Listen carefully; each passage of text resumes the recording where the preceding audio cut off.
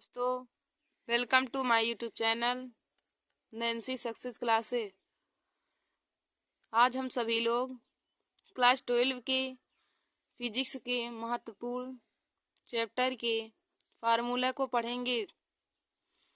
दोस्तों देखिए, जब तक आप सभी लोगों को फार्मूला नहीं याद रहेगा तब तक आप सभी लोग न्यूमेरिकल नहीं सॉल्व कर सकते हैं। इसलिए आप सभी लोग फार्मूले को ज़रूर देख लें और हमारा यह वीडियो अपने दोस्तों में शेयर कर लीजिए। तो हमारा पहला फार्मूला है विद्युत क्षेत्र की तीव्रता। विद्युत क्षेत्र की तीव्रता, तो देखिए दोस्तों, विद्युत क्षेत्र की तीव्रता E इक्वल टू होता है F upon Q. E equal to होता है F अपान क्यू, जहाँ E विद्युत क्षेत्र की तीव्रता है, F बल है और Q आवेश है। हमारा दूसरा है कूलाम का नियम। कूलाम का नियम, देखिए दोस्तों, कूलाम का नियम का फार्मूला होता है F equal to 1/4πε0 into Q1 Q2 upon R square. F equal to 1/4πε0 Q1 Q2 upon R square. देखिए दोस्तों, जहाँ 1/4πε0 का मान होता है 9 × 10⁻⁹ कूलाम स्क्वायर प्रति न्यूटन मीटर स्क्वायर। देखिए दोस्तों, 1/4πε0 का मान होता है 9 × 10⁻⁹ कूलाम स्क्वायर प्रति न्यूटन मीटर स्क्वायर। देखिए दोस्तों, एप्सिलॉन निर्वात की विद्युतशीलता है। यह बहुविकल्पी क्वेश्चन में पूछता है एप्सिलॉन क्या है, तो एप्सिलॉन निर्वात की विद्युतशीलता है और जिसका मात्रक होता है कूलाम स्क्वायर प्रति newton metre square. Coulomb square प्रति न्यूटन मीटर स्क्वायर। हमारा तीसरा फार्मूला है बिंदु आवेश के कारण उत्पन्न विद्युत क्षेत्र। बिंदु आवेश के कारण उत्पन्न विद्युत क्षेत्र, तो दोस्तों, बिंदु आवेश के कारण उत्पन्न विद्युत क्षेत्र का फार्मूला होता है E equal to 1/4πε0 Q upon R square. बिंदु आवेश के कारण उत्पन्न विद्युत क्षेत्र, तो E इक्वल टू हो जाएगा 1/4πε0 Q अपान R स्क्वायर। देखिए दोस्तों, 1/4πε0 का मान हो जाएगा 9 × 10⁻⁹ कूलाम स्क्वायर प्रति न्यूटन मीटर स्क्वायर। और यह आवेश है और R दोनों बिंदुओं के बीच की दूरी और E विद्युत क्षेत्र की तीव्रता है। अब हम लोग अगले फार्मूले को देखेंगे। तो हमारा अगला फार्मूला है विद्युत द्विध्रुव आघूर्ण।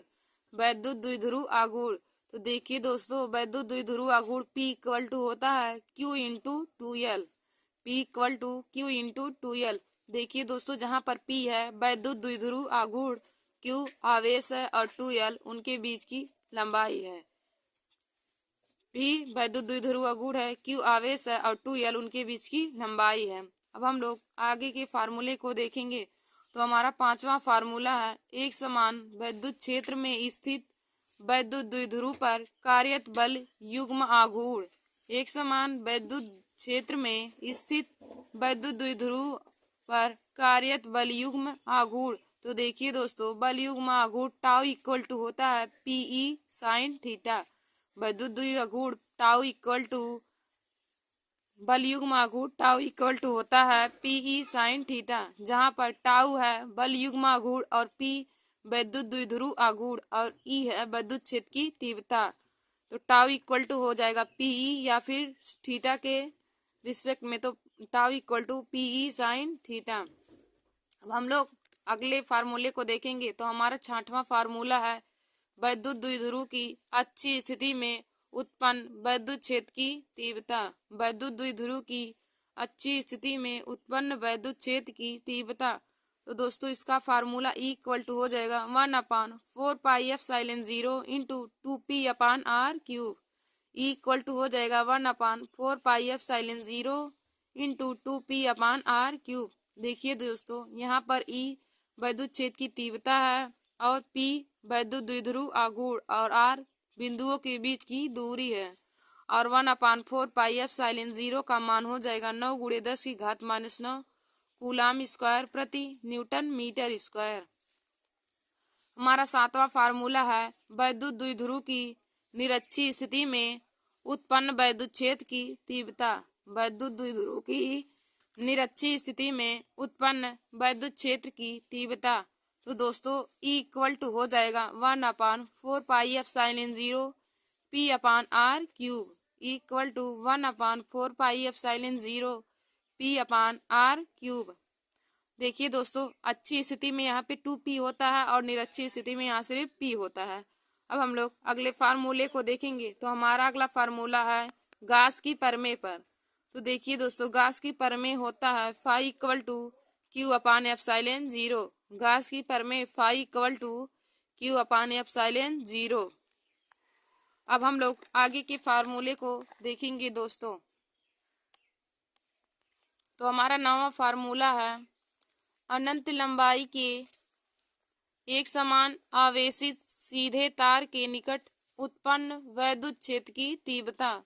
अनंत लंबाई के एक समान आवेशित सीधे तार के निकट उत्पन्न वैद्युत क्षेत्र की तीव्रता। तो दोस्तों इसका फार्मूला होता है equal to λ/2πε0 into r equal to होता है λ/2πε0 इंटू r। देखिए दोस्तों, यहाँ पर E वैद्युत क्षेत्र की तीव्रता और लैम्डा तरंगदैर्घ्य है और r बिंदुओं के बीच की दूरी है। तो E इक्वल टू हो जाएगा λ/2πε0 इंटू r। हमारा 10वां फार्मूला है अनंत लंबाई के समतल चादर के निकट वैद्युत क्षेत्र की तीव्रता। अनंत लंबाई के समतल चादर के निकट वैद्युत क्षेत्र की तीव्रता। तो देखिए दोस्तों, इसका फार्मूला हो जाएगा E इक्वल टू 1/2 σ/ε0 1/2 σ/ε0। तो E इक्वल टू हो जाएगा 1/2 σ/ε0। हमारा 11वां फार्मूला है पृष्ठीय आवेश घनत्व। देखिए दोस्तों, यहाँ पे सिग्मा पृष्ठीय आवेश घनत्व है और हमारा 11वां फार्मूला है पृष्ठीय आवेश घनत्व। पृष्ठीय आवेश घनत्व, तो देखिए दोस्तों, पृष्ठीय आवेश घनत्व सिग्मा इक्वल टू हो जाएगा Q/A। पृष्ठीय आवेश घनत्व सिग्मा इक्वल टू हो जाएगा Q/A, जहाँ पे सिग्मा पृष्ठीय आवेश घनत्व, Q आवेश है और A क्षेत्रफल है। A क्षेत्रफल है और Q आवेश और सिग्मा पृष्ठीय आवेश घनत्व। अब हम लोग 12वें फार्मूले को देखेंगे। तो हमारा 12वां फार्मूला है वैद्युत फ्लक्स। 12वां फार्मूला है वैद्युत फ्लक्स। तो वैद्युत फ्लक्स फाई इक्वल टू हो जाएगा E इंटू ए। वैद्युत फ्लक्स फाई इक्वल टू हो जाएगा E इंटू ए, जहाँ पर फाई वैद्युत फ्लक्स है और E वैद्युत क्षेत्र की तीव्रता है और ए क्षेत्रफल है। देखिए दोस्तों, थीटा के रिस्पेक्ट में वैद्युत फ्लक्स फाई इक्वल टू होता है EA cos theta. Phi equal to हो जाएगा EA cos थीटा। हमारा 13वां है एकल बिंदु आवेश के कारण उत्पन्न वैद्युत विभव। एकल बिंदु आवेश के कारण उत्पन्न विभव। तो देखिए दोस्तों, विभव V इक्वल टू हो जाएगा 1/4πε0 into Q/r। 1/4πε0 Q into r। देखिए दोस्तों, जहाँ पर V विभव है, Q आवेश है और R उनके बीच की दूरी है और 1/4πε0 का मान हो जाएगा 9 × 10⁻⁹ कूलाम स्क्वायर प्रति न्यूटन मीटर स्क्वायर।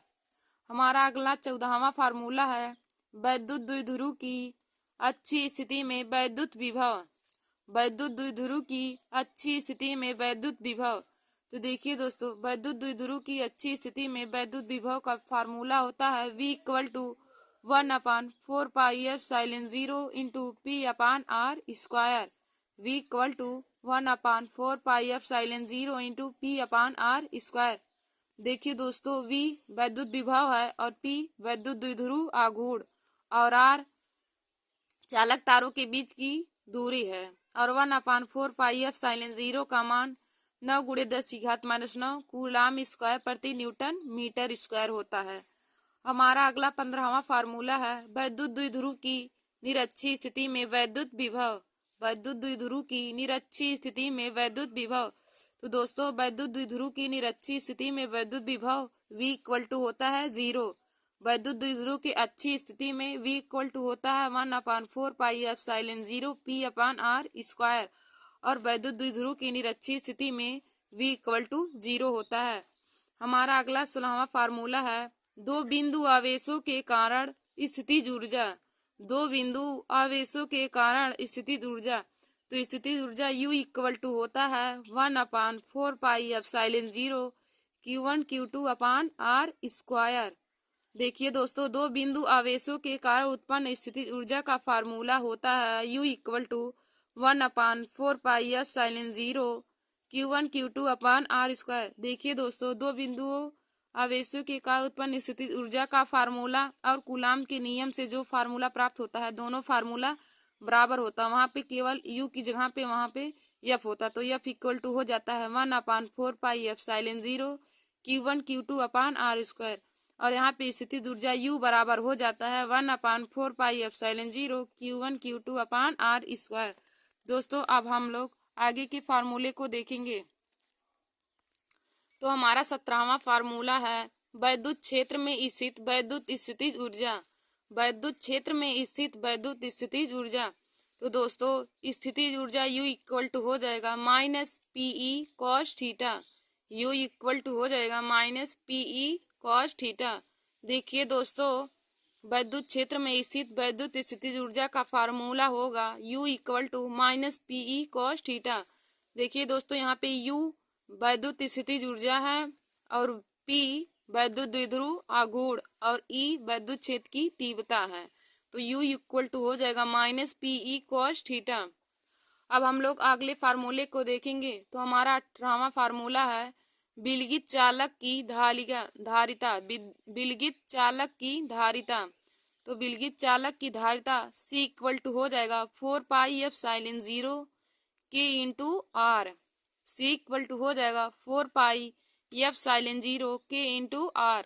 तो देखिए दोस्तों, यहाँ पर C धारिता है और K नियतांक है और R हमारा त्रिज्या है।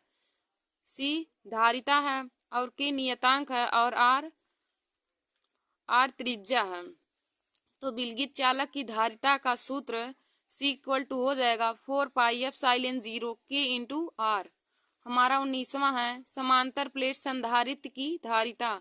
समांतर प्लेट संधारित्र की धारिता, तो इसका फार्मूला हो जाएगा समांतर प्लेट संधारित्र की धारिता का समांतर प्लेट संधारित्र की धारिता। देखिए दोस्तों, समांतर प्लेट संधारित्र की धारिता का निगमन बोर्ड एग्जाम की परीक्षा में हर बार ही पूछा जाता है। तो समांतर प्लेट संधारित्र की धारिता का फार्मूला C इक्वल टू होता है कि ε0 A upon D। C equal to हो जाएगा कि ε0 A into A upon D। देखिए दोस्तों, यहाँ पे C धारिता है और K नियतांक है और A क्षेत्रफल और D दूरी है।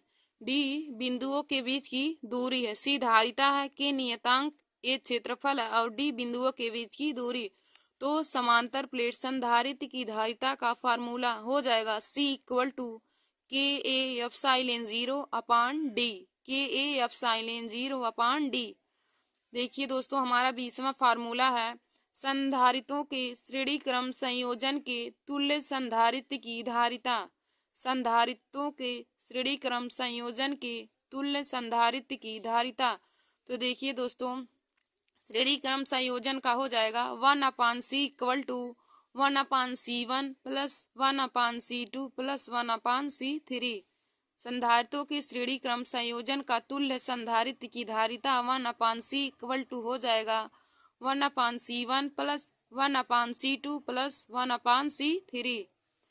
और हमारा 21वां फार्मूला है संधारित्रों के समांतर क्रम में तुल्य धारिता। संधारित्रों के समांतर क्रम में तुल्य धारिता, तो देखिए दोस्तों, समांतर क्रम में तुल्य धारिता C इक्वल टू हो जाएगा C1 plus C2 plus C3। C equal to C1 plus C2 plus C3। देखिए दोस्तों, संधारित्र और प्रतिरोध एक दूसरे के विपरीत होते हैं। प्रतिरोधों की श्रेणी क्रम संयोजन का तुल्य प्रतिरोध R इक्वल टू होता है R1 plus R2 plus R3, जबकि संधारित्रों के समांतर क्रम उसके बराबर होता है। तो ये संधारित्र और श्रेणी क्रम और प्रतिरोधों का क्रम एक दूसरे के विपरीत होता है। जो संधारित्र के श्रेणी क्रम का होता है वह प्रतिरोधों के समांतर क्रम संयोजन का फार्मूला होता है। अब हम लोग अगले फार्मूले को देखेंगे। तो हमारा 22वां फार्मूला है आवेशित संधारित्र की वैद्युत स्थितिज ऊर्जा। आवेशित संधारित्र की वैद्युत स्थितिज ऊर्जा। तो देखिए दोस्तों, आवेशित संधारित्र की वैद्युत स्थितिज ऊर्जा U इक्वल टू हो जाएगा 1/2 CV², 1/2 CV², या फिर 1/2 Q इंटू V, या फिर 1/2 Q²/C। देखिए दोस्तों, आवेशित संधारित्र की वैद्युत स्थितिज ऊर्जा का 3 फार्मूला होता है। एक U इक्वल टू होता है 1/2 CV², और दूसरा 1/2 Q इंटू V, एक होता है 1/2 Q²/C। देखिए दोस्तों, यहाँ पर C धारिता है और V विवेग, V विभवांतर है। C धारिता है और V विभव है, और Q आवेश है और V विभवांतर है। Q आवेश है और C संधारित्र यानी कि धारिता है, और U स्थितिज ऊर्जा है। अब हम लोग 23वें फार्मूले को देखेंगे। तो हमारा 23वां है, दो विलगित आवेशित चालकों को परस्पर एक चालक तार से जोड़ने पर उभयनिष्ठ विभव। दो विलगित आवेशित चालकों को परस्पर एक चालक तार से जोड़ने पर उभयनिष्ठ विभव। तो देखिए दोस्तों, उभयनिष्ठ विभव V इक्वल टू हो जाएगा Q1 plus Q2/C1 plus C2। V equal to हो जाएगा Q1 plus Q2/C1 plus C2। और देखिए दोस्तों, Q इक्वल टू होता है C into V, Q equal to C into V। तो यहाँ पे Q1 इक्वल टू हो जाएगा C1 V1, C1 into V1, और Q2 हो जाएगा equal to C2 into V2/C1 plus C2 है। तो हम लोग उभयनिष्ठ विभव का 2 फार्मूला लिख सकते हैं। V इक्वल टू होता है एक Q1 plus Q2/C1 plus C2, या फिर C1 V1 plus C2 into V2/C1 plus C2। अब हम लोग अगले फार्मूले को देखेंगे। तो ऊर्जा ह्रास, तो ऊर्जा ह्रास का सूत्र U इक्वल टू होगा 1/2 C1 इंटू C2 ब्रैकेट में V1 माइनस V2 का होल स्क्वायर/C1 plus C2। U equal to हो जाएगा 1/2 C1 इंटू C2 ब्रैकेट में V1 माइनस V2 का होल स्क्वायर/C1 प्लस C2। दोस्तों देखिए, यहाँ पे C1 और C2 पहली और दूसरी धारिता है, और V1 और V2 पहले व दूसरे विभव हैं, और U वैद्युत स्थितिज ऊर्जा है। दोस्तों अब हम लोग आगे के फार्मूले को देखेंगे। दोस्तों हमारा 24वां फार्मूला है, चालक के लिए Q, C तथा V में संबंध। चालक के लिए Q, C तथा V में संबंध। तो देखिए दोस्तों, Q इक्वल टू हो जाएगा C into V, Q equal to C into V। देखिए दोस्तों, यहाँ पर Q आवेश, C वैद्युत धारिता और V वैद्युत विभव है। Q आवेश है, C वैद्युत धारिता है और V वैद्युत विभव है। अब हम लोग 25वें फार्मूले को देखेंगे। तो हमारा 25वां फार्मूला है, चालक के लिए W, V व Q में संबंध। चालक के लिए W, V व Q में संबंध। तो देखिए दोस्तों, चालक के लिए W, V व Q में संबंध। तो V इक्वल टू हो जाएगा W/Q। वैद्युत विभव V इक्वल टू W/Q। देखिए दोस्तों, यहाँ पर V वैद्युत विभव और W कार्य है, और Q आवेश है। V वैद्युत विभव, W कार्य और Q आवेश है। तो चालक के लिए W, V और Q में संबंध, तो V इक्वल टू हो जाएगा W/Q। अब हम लोग 26वें फार्मूले को देखेंगे। तो हमारा 26वां है, संधारित्र की प्लेटों के बीच ऊर्जा घनत्व। संधारित्र की प्लेटों के बीच ऊर्जा घनत्व। संधारित्र की प्लेटों के बीच ऊर्जा घनत्व। तो ऊर्जा घनत्व म्यू इक्वल टू हो जाएगा 1/2 KF∅0 into E²। Mu equal to हो जाएगा 1/2 KF∅0 इंटू E²। देखिए दोस्तों, यहाँ पर म्यू ऊर्जा घनत्व है, K नियतांक है, F∅0 निर्वात की वैद्युतशीलता है, और E वैद्युत क्षेत्र की तीव्रता है। K नियतांक है, F∅0 निर्वात की वैद्युतशीलता है, और E वैद्युत क्षेत्र की तीव्रता है। अब हम लोग 27वें फार्मूले को देखेंगे। तो हमारा 27वां फार्मूला है, अनुगमन वेग, धारा तथा घनत्व में संबंध। अनुगमन वेग, धारा तथा घनत्व में संबंध। तो देखिए दोस्तों आई इक्वल टू हो जाएगा NeAVD, I equal to NeAVD। तो देखिए दोस्तों आई यहाँ पे धारा है, N इलेक्ट्रॉनों की संख्या है और E इलेक्ट्रॉन वोल्ट है और ए क्षेत्रफल है और VD अनुगमन वेग है, VD अनुगमन वेग है। तो अनुगमन वेग धारा तथा घनत्व में संबंध होता है आई इक्वल टू NeAVD।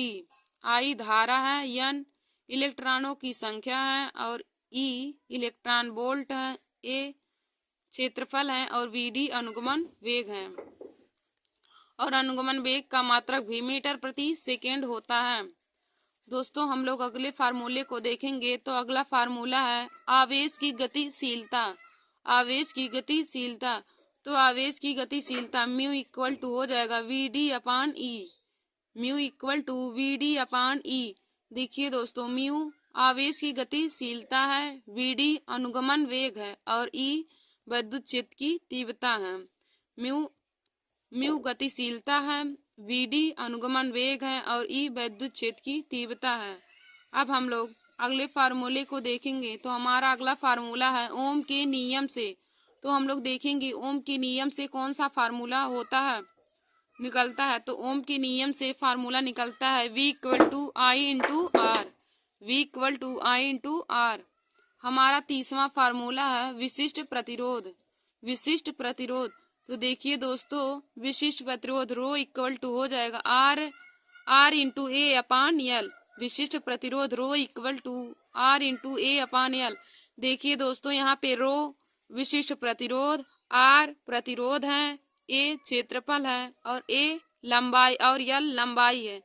पी विशिष्ट प्रतिरोध है और आर प्रतिरोध है और ए क्षेत्रफल है और एल लंबाई है। हम लोग अगले फार्मूले को देखेंगे। तो अगला फार्मूला है विशिष्ट चालकता का। विशिष्ट चालकता, तो देखिए दोस्तों विशिष्ट चालकता सिग्मा इक्वल टू हो जाएगा 1 अपान रो, सिग्मा इक्वल टू 1 अपान रो। तो विशिष्ट चालकता विशिष्ट प्रतिरोध के व्युत्क्रमानुपाती होता है। तो विशिष्ट चालकता सिग्मा इक्वल टू 1 अपान रो हो जाएगा। यहाँ पे सिग्मा विशिष्ट चालकता और रो विशिष्ट प्रतिरोध है। हमारा अगला फार्मूला है वैद्युत शक्ति। वैद्युत शक्ति, तो देखिए दोस्तों वैद्युत शक्ति P इक्वल टू हो जाएगा W अपान T। वैद्युत शक्ति P इक्वल टू हो जाएगा W अपान T, जहाँ पर P वैद्युत शक्ति है और W कार्य है और T समय है। P जहाँ पर P वैद्युत शक्ति है और W कार्य है और T समय है। तो वैद्युत शक्ति P इक्वल टू हो जाएगा W अपान T। और देखिए दोस्तों वैद्युत शक्ति P बराबर भी होता है I स्क्वायर इंटू आर या फिर V स्क्वायर अपान आर। तो देखिए दोस्तों वैद्युत शक्ति का 3 फार्मूला होता है। तो P बराबर एक होता है, एक P बराबर होता है W अपान T, एक होता है I स्क्वायर इंटू आर, एक होता है V square upon R. P बराबर W अपान T हो जाएगा एक, और एक I स्क्वायर इंटू आर हो जाएगा, एक हो जाएगा V स्क्वायर अपान आर। तो वैद्युत शक्ति P इक्वल टू हो जाएगा W upon T I square into R और हो जाएगा V स्क्वायर अपान आर। हमारा 33वां फार्मूला है प्रतिरोधों का तुल्य प्रतिरोध। प्रतिरोधों का तुल्य प्रतिरोध वो भी श्रेणी क्रम में, प्रतिरोधों का तुल्य प्रतिरोध श्रेणी क्रम में। तो देखिए दोस्तों प्रतिरोधों का तुल्य प्रतिरोध श्रेणी क्रम में होता है R equal to R1 plus R2 plus R3। प्रतिरोधों का तुल्य प्रतिरोध श्रेणी क्रम में होता है R equal to R1 plus R2 plus R3, R equal to R1 plus R2 plus R3। अब हम लोग आगे के फार्मूले को देखेंगे दोस्तों। हमारा अगला फार्मूला 34वां है प्रतिरोधों के समांतर क्रम संयोजन का तुल्य प्रतिरोध। प्रतिरोधों के समांतर क्रम संयोजन का तुल्य प्रतिरोध, तो देखिए दोस्तों प्रतिरोधों के समांतर क्रम संयोजन का तुल्य प्रतिरोध 1 अपान आर इक्वल टू हो जाएगा 1 upon R1 plus 1 upon R2 plus 1 upon R3। 1 upon R1 equal to हो जाएगा 1 upon R1 plus 1 upon R2 plus 1 upon R3। देखिए दोस्तों यहाँ पर R संयोजन का तुल्य प्रतिरोध है। और R1 पहला प्रतिरोध, R2 दूसरा प्रतिरोध और R3 तीसरा प्रतिरोध है। और प्रतिरोध का मात्रक ओम होता है। हमारा 35वां फार्मूला है सेल का वैद्युत वाहक बल। सेल का वैद्युत वाहक बल टर्मिनल विभवांतर तथा आंतरिक प्रतिरोध में संबंध। सेल का वैद्युत वाहक बल टर्मिनल विभवांतर तथा आंतरिक प्रतिरोध में संबंध। तो देखिए दोस्तों, E इक्वल टू होता है I/R plus R. E equal to I/R plus R, या फिर I इक्वल टू हो जाएगा E/R plus R. I equal to E/R plus R. देखिए दोस्तों, यहाँ पर I धारा है, E वैद्युत वाहक बल है। E वैद्युत वाहक बल है, कैपिटल R प्रतिरोध है और स्मॉल r आंतरिक प्रतिरोध है। कैपिटल R प्रतिरोध है और स्मॉल r आंतरिक प्रतिरोध है। I धारा है, E वैद्युत वाहक बल है, कैपिटल R प्रतिरोध है और स्मॉल r आंतरिक प्रतिरोध है। तो सेल का वैद्युत वाहक बल टर्मिनल विभवांतर तथा आंतरिक प्रतिरोध में संबंध यही है, I equal to E/, capital R plus small r। I धारा, E वैद्युत वाहक बल और कैपिटल R प्रतिरोध है और स्मॉल r आंतरिक प्रतिरोध है। हमारा 36वां फार्मूला है व्हीटस्टीन सेतु के भुजाओं के प्रतिरोधों में संबंध। व्हीटस्टीन सेतु के भुजाओं के प्रतिरोधों में संबंध। तो देखिए दोस्तों, व्हीटस्टीन सेतु की भुजाओं के प्रतिरोधों में संबंध होता है P/Q equal to R/S। P/Q equal to हो जाएगा R/S। P/Q equal to R/S। व्हीटस्टीन सेतु की भुजाओं के प्रतिरोधों में यही संबंध होता है कि P/Q equal to R/S।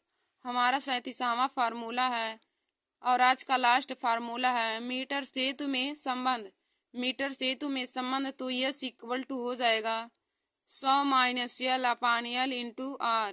S equal to 100 - L/L into R। Thank you दोस्तों, ऐसे ही हमारे वीडियो को देखने के लिए और क्लास 12 के फिजिक्स के और फार्मूले को पाने के लिए आप सब लोग हमारे YouTube channel Nancy Success classes को सब्सक्राइब कर लीजिए और दोस्तों में लाइक और शेयर करना ना भूलिए। थैंक यू दोस्तों।